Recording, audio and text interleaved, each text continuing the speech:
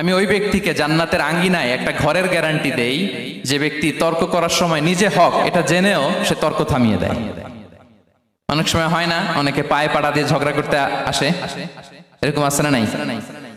আপনি চুপচাপ দেখবেন একটা বাজে কমেন্টস করতেছে, আবার কমেন্টের নিচে কমেন্ট, আবার গালি, হ্যাঁ আছে না এরকম?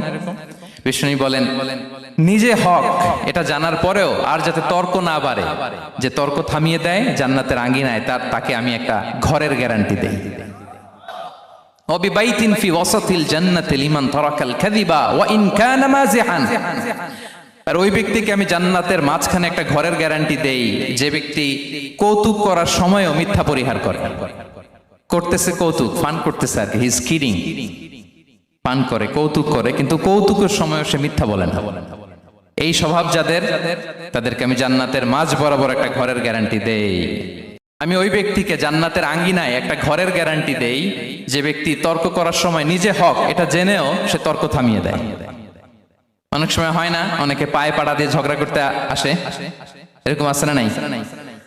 আপনি চুপচাপ দেখবেন একটা বাজে কমেন্টস করতেছে, আবার কমেন্টের নিচে কমেন্ট, আবার গালি, হ্যাঁ আছে না এরকম? বিষ্ণু বলেন